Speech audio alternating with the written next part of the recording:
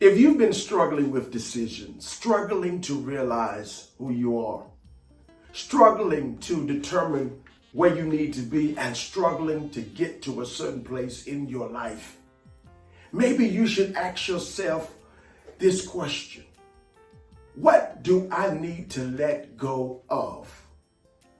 If you can offer yourself an honest answer, I believe things will begin to change for you right now. That's what this morning's message is all about. It's about letting go of things that's familiar to us, things that we deem necessary. I pray that you are as excited as I am about this morning's message, because all God wants to know is this: do you love me? Because that's what it all comes down to. This is a great time to grab your mobile devices or sit in the family room with the family, and together we can share the word of God. If I were to ask those of you who are listening to me right now if you loved God, of course you would say yes. If I were to ask you how much you loved God, no doubt your response would be endless. But if I were to ask you, what does love mean?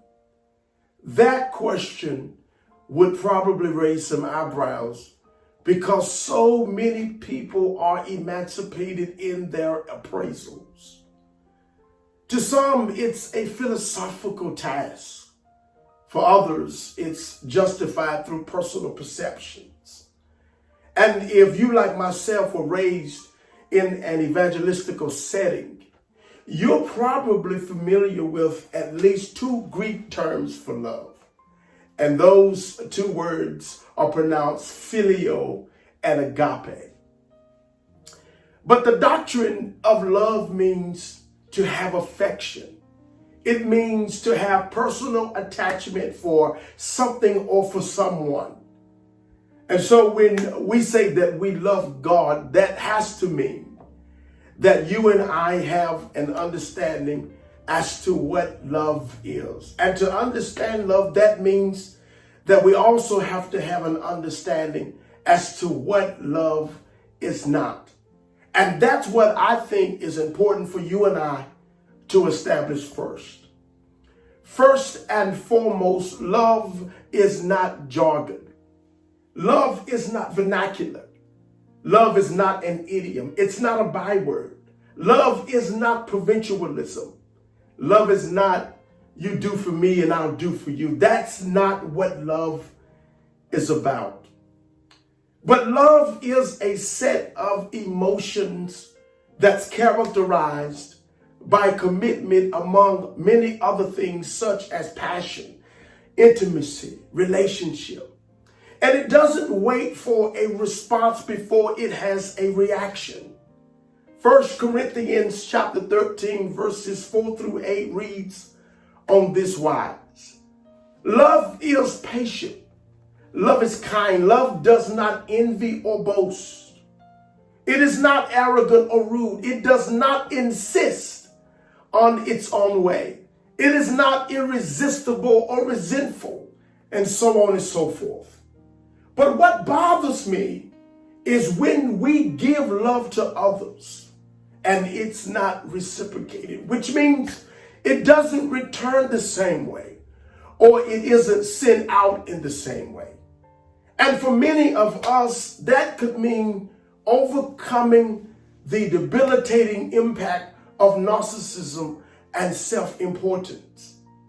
But to love someone, in this case, God, you and I cannot continue to expect for God to funnel blessings towards us, and we do absolutely nothing. We can't continue to expect for God to funnel deference and kindness and endearment and deliverance towards us when it appears through comportment, through our behavior, that we can only offer to God infatuations. Donald Rumsfeld said, and I quote, He said, don't divide the world into them and us, because when we do that, you can only be interested in what you care about. And unfortunately, this is what the church has become. It's about what God can do for us. It's about when will God give us a breakthrough. It's about when will God give us a miracle. The church has become predatory and self-indulgent. And it seems as if, though, that we love better when it's something we think we're going to get out of it. Jesus dealt with this same attitude in John's Gospel, chapter 21, verse 17, when he asked Peter this question: do you love me? On 3 different occasions, Jesus asked Peter, do you love me? And the reason why Jesus asked Peter this question is because Jesus needed to challenge Peter's obedience. Peter, like many of us, needed a hard exam. But notice what he does. The Bible said that after Peter responded to Jesus in the affirmative, Jesus said to him, if you love me, then feed my sheep. In other words, if you love me, you must take action or set some things in motion. Now you have to take into consideration that love as a noun is a mere abstract concept. It's a stagnant pond of wishful thinking. But when love becomes a verb, it finds a dynamic language that is understood by what it does. It's a threshing instrument separating the wheat from the chaff, exposing and making naked and vulnerable the grain. Love is not a sounding brass or a tinkling cymbal. And what Jesus pontificates in this moment is this: if you love me, it requires sweat equity.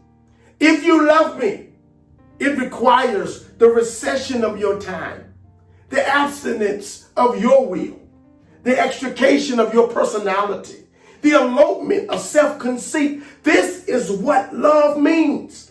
God wants to know, do you love me enough to abandon what you find important? Do you love me enough to walk away from those things that matters to you the most just to follow me? To me, this was certainly the resume that the disciples had completed, because in Mark's Gospel, chapter 1, verses 16 through 19, Jesus asked Simon and Andrew to become fishers of men. James and John were mending their nets, and they too left their boats. There are countless stories throughout the Bible of personal resignations that captures the lives of so many people who left what they loved or even what they knew just to follow Jesus. And you have to imagine that this is not easy. And the reason why it's not easy is because these men are leaving something that they're familiar with. They're leaving something that is well known. They're leaving something that they've been doing for a long time. Something mundane, something pedestrian. They're leaving something that they considered important to them. But the call of God is about the unfamiliar. It's about the unexplored.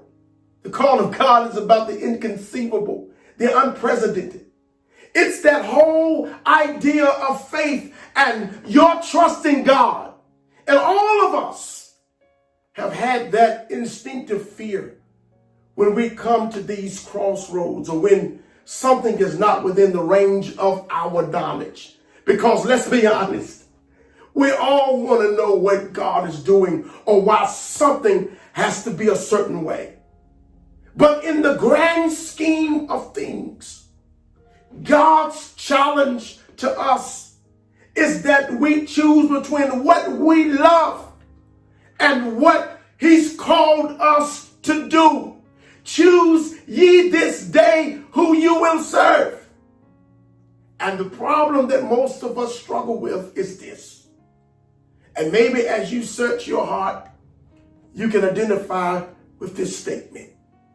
But we are not enamored with our assignments because we're competing with things that distorts our visions. Now, I want us to look at 1 Kings chapter 19 with some theological consideration. Because when you consolidate this chapter and verse with the understanding of how we can sometimes prefer complexities over what God has called us to do, that's very concerning to me, because it frames the argument that our personal choice overshadows or mismanages our commitment to God. Think about this. How many times have we all had those moments in life when we knew that there was something that God wanted us to do?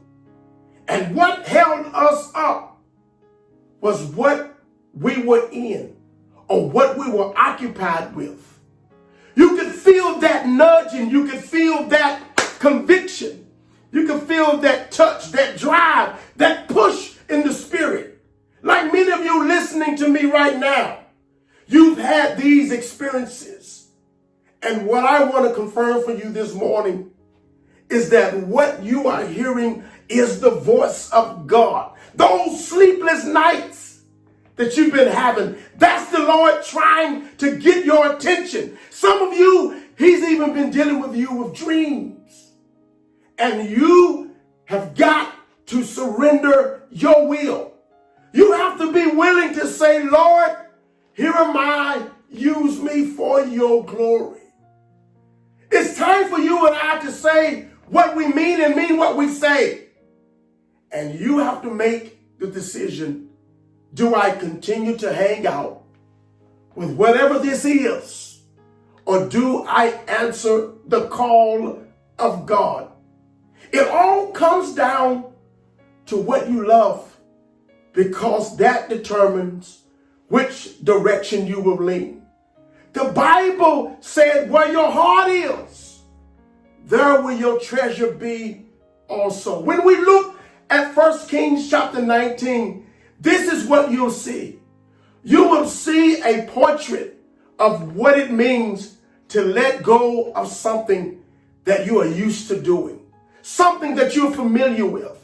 The Bible reads that Elijah went and he finds Elisha, who just happens to be doing what he was accustomed to doing, and that was plowing the field.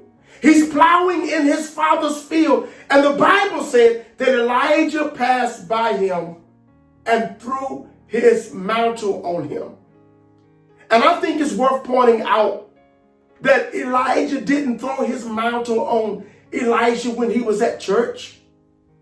He didn't throw his mantle on Elijah when they were in prayer meeting. He didn't throw his mantle on Elisha when he was on the altar or while they were in revival. But he threw his mantle on him while he was plowing, while he was cultivating the land, while he was doing what he was familiar with. Elisha became coadjutor to Elijah while he was occupied with doing what was important to him. And it was at this point that he answered the call of God. Whoever you are and wherever you are, here's what I want you to know. God is calling you, and he's calling you to do more. He's calling your name. He's calling you while you are plowing. He's calling you while you're occupied with other things. He's calling you to follow him. He's calling you to walk away from idleness. He's calling you to walk away from complacency and self-worth. Here's where I rest my case. If you love God like you say you love him, you've got to learn how to let go. Because where you are headed is a lot greater than what you are trying to hold on to. Hey, listen, I want to take this opportunity to say thank you for your prayers and thank you for your support. Many of you have been a tremendous blessing to this ministry. Your financial support, the volumes of phone calls that we receive from day to day, our prayer partners near and abroad, our ministry teams, our mothers, our deacons, our preachers, and to you, Fountain of Youth, I am encouraged. And I encourage you to continue to fight the good fight of faith. You be blessed of the Lord is my sincere prayer.